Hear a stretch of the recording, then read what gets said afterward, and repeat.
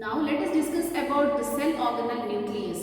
Nucleus is one of the largest organelle of a cell and it is called as the master organelle of a cell because it has the ability to control all the cellular activities or all the cellular metabolism is mainly controlled by the nucleus. So that's why it is considered as master organelle of a cell.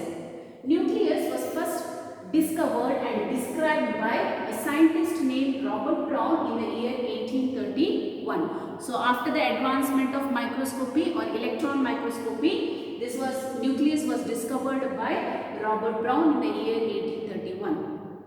So later on, it was the scientist named Fleming. He has noted down that there are certain nuclear material found in the nucleus and these nuclear materials were named as chromatin by Fleming in the year 1879. So nuclear material has been named as chromatin and the term chromatin was given by Fleming in the year 1879.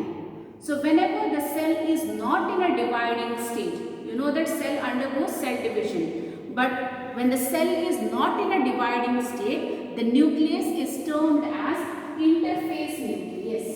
When the cell is not dividing, the type of nucleus that is present inside the cell is known as interphase nucleus.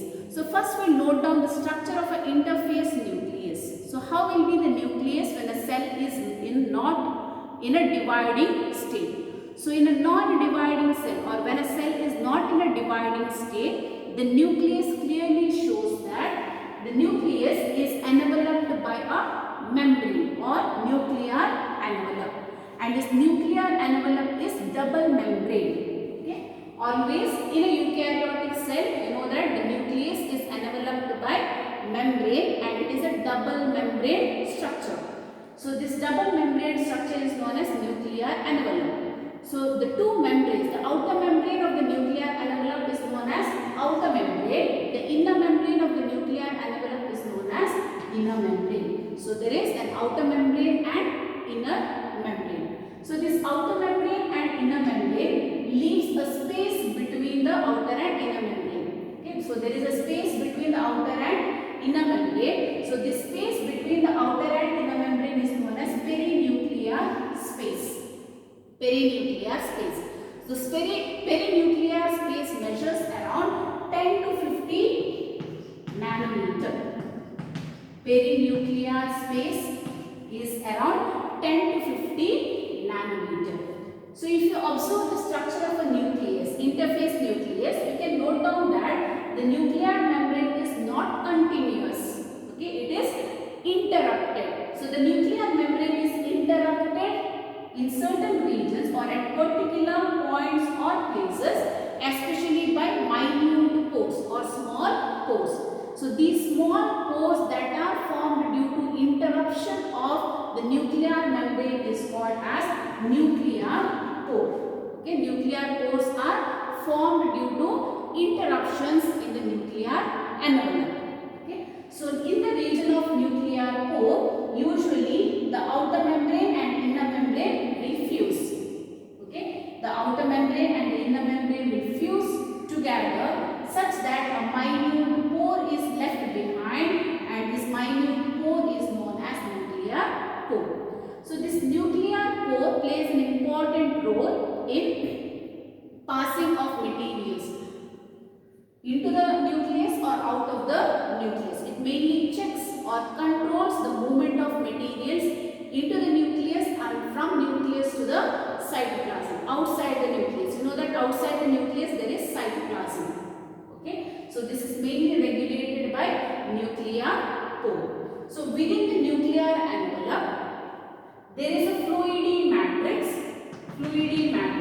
and this fluidy matrix is called as nucleoplasm. The fluidy matrix is called as nucleoplasm.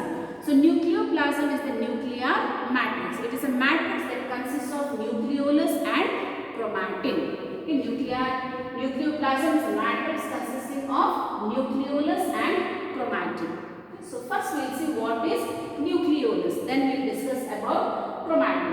Nucleolus is a spherical body. You can observe here it is a spherical body. It does not have any membrane. It is not a membrane bound spherical body. Okay, it is just a spherical body without any membrane. So it is a non-membrane bound spherical body. So some of the cells or some of the nuclei may be having one or more spherical bodies, and they are termed as nucleoli. So nucleolus is a singular form, nucleoli is plural form. And within the nucleoplasm or on the nucleoplasm, there is highly extended elaborate nucleoprotein fibers. Highly extended, you can observe here, highly extended elaborate nucleoprotein fibers. So this highly extended nucleoprotein fibers are called chromatin. Highly extended nucleoprotein fibers. Why do we call it as nucleoprotein fibers? It has got nucleic acid and it has got proteins. So combination of nucleic acid and proteins form nucleoprotein fibers. So what type of nucleic acid is present here? Eukaryotes have got DNA as the nucleic acid. You know that nucleic acids are of two types, DNA and RNA. So here inside the nucleus, the chromatin mainly has DNA. So chromatin is mainly formed from DNA or formed with DNA and certain proteins. There are certain proteins which are called as histone proteins, and along with that there are certain proteins known as non-histone proteins. So that we will discuss how the DNA, long threads of DNA or long chromatin fibers undergo coiling such that they are highly dense or they become highly condensed because of certain proteins present in them. Okay, so remember that chromatin is a highly extended elaborate nucleoprotein fibers. So these are the structure. This is structure of interphase nucleus. Interphase nucleus. And you have to remember that the nucleolus, especially nucleolus, is a structure which does not have any membrane. Its content will be extended with the nucleoplasm. Okay, its content will be extended with the nucleoplasm, and this nucleolus, the main function of the nucleolus is synthesis of ribosomal RNA. Synthesis of ribosomal RNA. rRNA. You know that there are different types of RNA. Ribosomal RNA is one type of RNA. We abbreviate it as rRNA. So nucleolus has the role in synthesis of ribosomal RNA. And this nucleolus was first observed by a scientist named Fontana. It was observed by a scientist named Fontana in around 1781. Nucleolus was first observed by Fontana in around 1781. So this is a structure of interphase nucleus. Okay. So when a cell is not in a dividing state. So whenever the cell enters the dividing state, you know that the long chromatin, nucleoprotein fibers or the chromatin become highly condensed. They become highly condensed because of coiling of these chromatin fibers. The chromatin fibers will be coiled or condensed in such a way that they will be coiled around certain proteins or protein octamers known as histone. Okay. Do you think all the cells have nucleus? No, there are certain cells which do not have nucleus, but there are majority of the cells that have nucleus. And you have to remember that the number of nucleus or nuclei varies in different kinds of cells. Majority of the cells have got only one nucleus. Okay, but there are certain cells which may be having two nuclei. For example, there is a species of Paramecium known as Paramecium caudatum, which has got two nuclei in its cell. So such cells which have got two nuclei are called as binucleate cell. And majority of the cells are uninucleate. Uninucleate means they have got only one nucleus. One nucleus. So majority of the cells are uninucleate. And there are having more than 2 nuclei, then such a cell having more than 2 nuclei is called as multinucleate. Multinucleate. For example, some of the fungal species have got multinucleate condition. We have noted down while discussing about various classes of fungi that some of the fungi has got many nuclei in their cell, and there is no cross wall formed between the cell. There is a cenocytic hyphae. You might have or you might remember this terminology, cenocytic hyphae. In case of those fungi having cenocytic hyphae, they usually are in multinucleate condition. That is, they have got many nuclei. So some of the fungal species have multinucleate condition. Fungal species have multinucleate condition. And there are certain cells which may lack nuclei. For example, erythrocytes. In case of mammals, there are erythrocytes which lack nucleus. So they are called as, or they are considered as enucleated. Cells are enucleated. Okay? And similarly in case of plants. In case of plants, in the vascular tissues.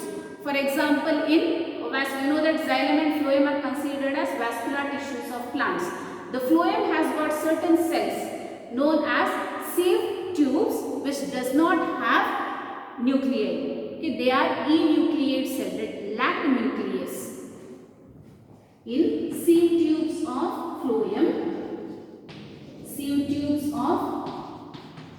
phloem, they are enucleate. They do not have nucleus.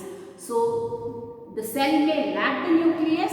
Cell may be having only one nucleus, or cell may be having 2 or more than 2 nuclei. So nucleus is a singular form, nuclei is the plural form.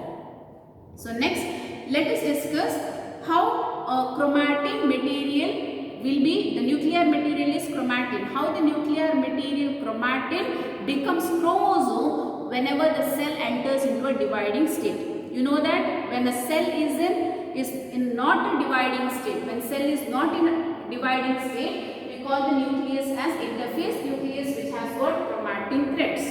But when the cell enters into a dividing state, instead of chromatin threads, they will be having a highly condensed compact structure known as chromosomes. We have noted down how will be the nucleus when cell is not in a dividing state.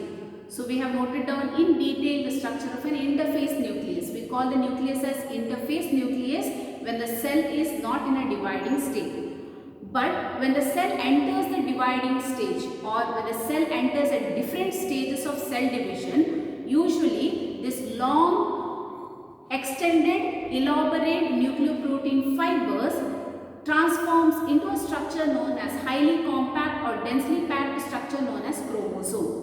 So how this DNA forms a chromosome? So usually the long thread of DNA, for example, if you consider the human cell, inside the human cell, the length of the DNA is approximately around 2 to 2.2 meters long.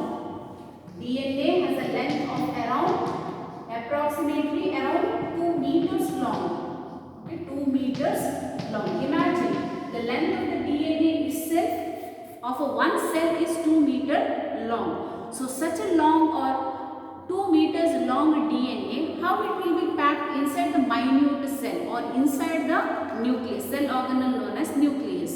Usually the DNA is associated with certain proteins known as histone proteins. Okay, it has got proteins known as histone proteins.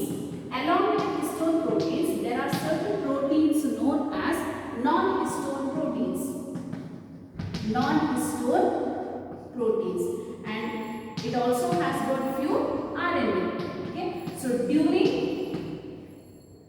the cell division, or whenever the cell enters into a dividing stage or cell division stages, this long DNA, or generally this long DNA will be coiled in such a way that the DNA will be coiled around these basic proteins known as histone. So long strand of DNA is coiled around this basic protein known as histone. So inside the nucleus, this 2.2 meter long DNA will be coiled around the basic proteins called as histone proteins. Okay, DNA is coiled around the histone proteins, and you have to remember that histone is an octamer. Histone is an octamer. What do you mean by term octa? Octa means 8. So histone is made up of 8 monomeric units. 8 monomeric units. So 8 monomeric units form histone octamer.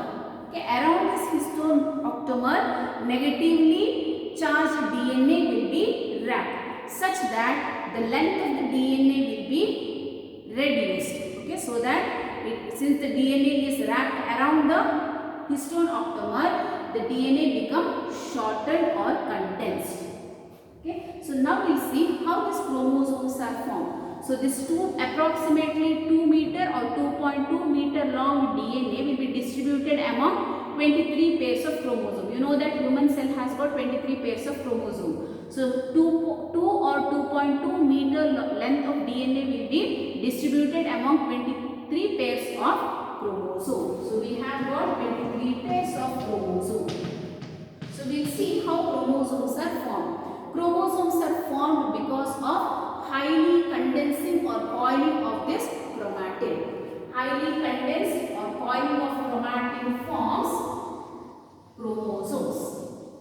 Chromatin becomes highly condensed or highly coiled such that it forms a condensed structure known as chromosome.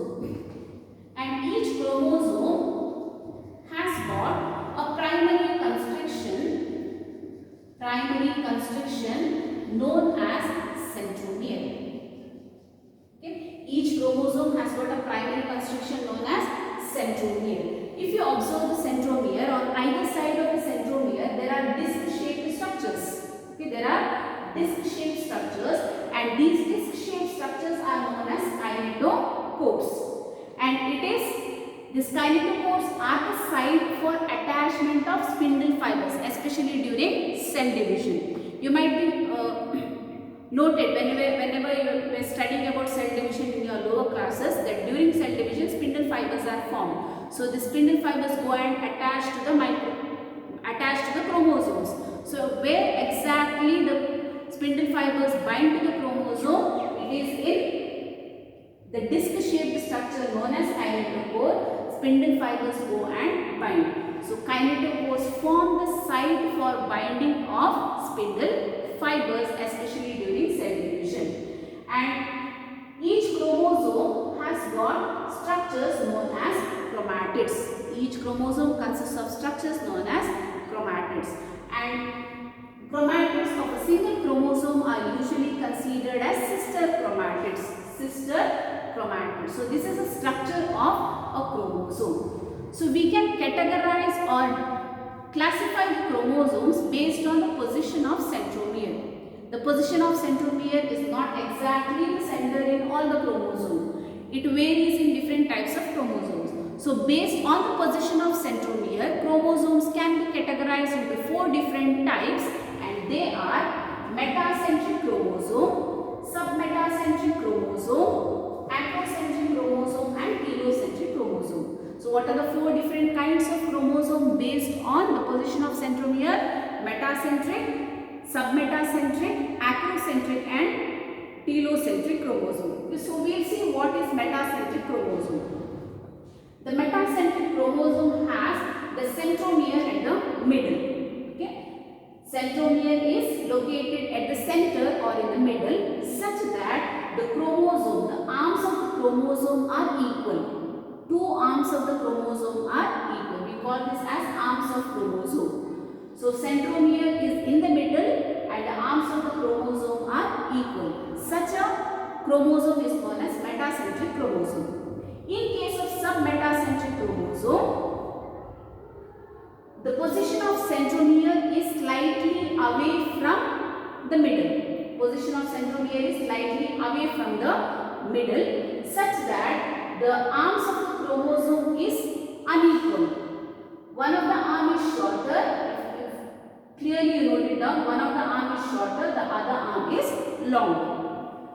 This is known as submetacentric chromosome. In case of acrocentric chromosome, where is the position of centromere? The position of centromere is almost towards the end. Okay, almost towards the end, or it is close to the end. So such a chromosome where the position of centromere is almost towards the end or more away from the middle, that is towards the end or terminal position, is known as acrocentric chromosome. So here the arms are unequal in size.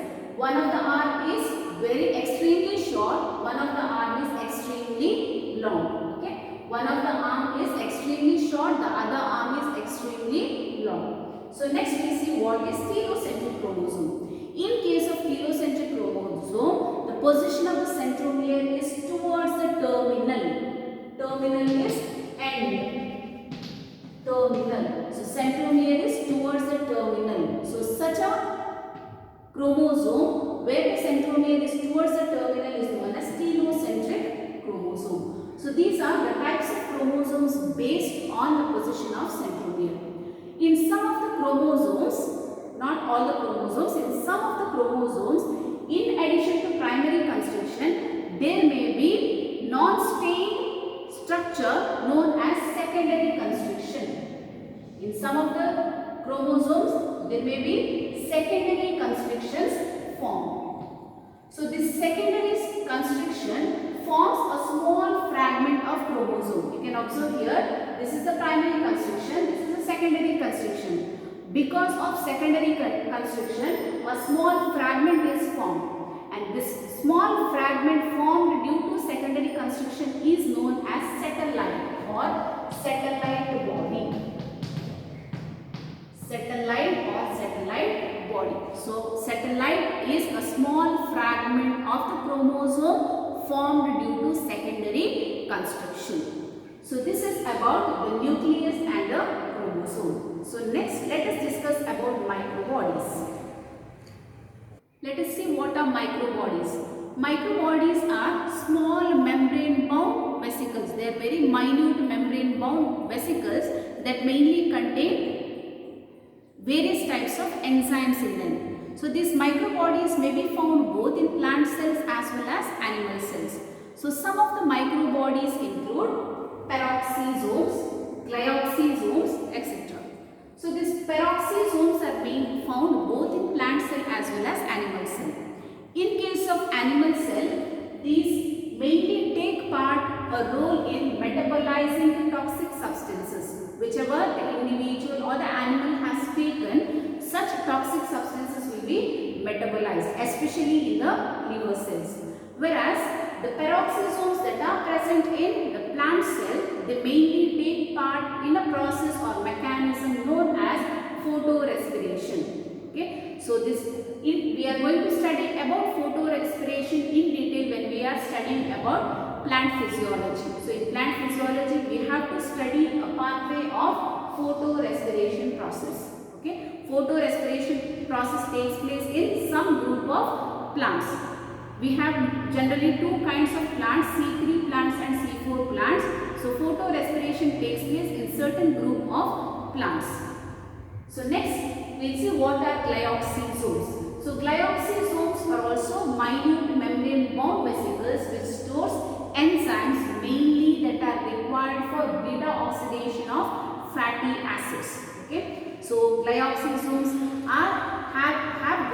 glyoxysomes are the minute membrane bound vesicles and they store the enzymes required for beta oxidation of fatty acids, and it is involved during a pathway known as glyoxylate pathway. So glyoxysomes take part in glyoxylate pathway. So we are going to study even this glyoxylate pathway during plant physiology. Let us note down some of the differences between prokaryotic cell and eukaryotic cell. Already we have discussed the structure of prokaryotic cell in detail as well as the eukaryotic cell and all the cell organelles in detail. So we have discussed prokaryotic and eukaryotic cell in detail. Now let us note down the differences between prokaryotic and eukaryotic cell. So some of the differences between the prokaryotic and eukaryotic cell are: prokaryotic cell has lacks a organized nucleus, whereas eukaryotic cell has an organized nucleus. So what do you mean by term organized nucleus? The nucleus that is well defined, having a nuclear membrane, and within the nuclear membrane chromatin material or DNA will be present. So such a nucleus is known as organized nucleus. The nucleus which has a nuclear envelope or nuclear membrane is known as organized nucleus.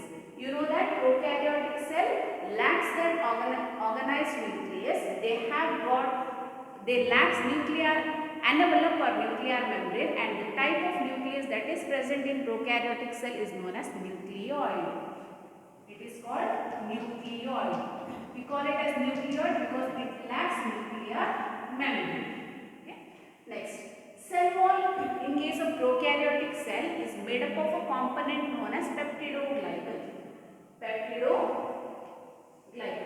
Whereas in case of eukaryotic cell, the cell wall is made up of cellulose, pectin and other components. And we have already noted down the cell wall of plant cell has various composition, or its composition varies. Cell wall of fungal cell varies, cell wall of algal cell varies. So composition of plant cell, composition of the cell wall of plant cell, fungal cell and algal cell has been noted down whenever we were discussing about the cell wall. So prokaryotic cell has got a cell wall made up of peptidoglycan. Eukaryotic cell has got cell wall made up of cellulose, pectin and other components. Now prokaryotic cell lacks membrane bound organelles. You know that the prokaryotic cell does not have any membrane bound organelles. They have got certain specific structures known as mesosomes, and some of the bacteria may be having specific structures known as chromatophores. Okay, and ribosomes, they are non-membrane bound organelles. Ribosomes are present in prokaryotes. So membrane bound organelles are not present in prokaryotes. Whereas eukaryotic cell has got many membrane bound organelles. For example, endoplasmic reticulum, mitochondria, plastids, vacuoles and even Golgi apparatus, lysosomes are all present in eukaryotic cell. The type of ribosome present in prokaryotic cell is 70S type of ribosome. And you know that each ribosome consists of two subunits, a larger subunit and a smaller subunit. So the subunits of 70S type of ribosome is 50S larger subunit, 30S smaller subunit. Okay. Whereas in case of eukaryotic cell, they have got 80S type of ribosome, and inside the cell organelles like plastids and mitochondria, there are 70S type of ribosomes. So note it down clearly. The cytoplasm of the eukaryotic cell has got 80S type of ribosome, whereas some of the cell organelles like plastids and mitochondria has 70S type of ribosome. Even the 80S type of ribosome consists of two subunits. They are a larger subunit and a smaller subunit. So the subunits of 80S type of ribosomes are 60S larger subunit, 40S smaller subunit. So these are the major differences between prokaryotic cell and eukaryotic cell. Under prokaryotic cell, for example, bacteria is a prokaryotic cell. Eukaryotic cell, we have noted down various examples. Plant cell, fungal cell, algal cell are eukaryotic cells. Even the animal cell is also an eukaryotic cell. And we have noted down difference between plant cell as well as animal cell. When we were discussing about the eukaryotic cell, we have noted down the difference between plant cell and animal cell.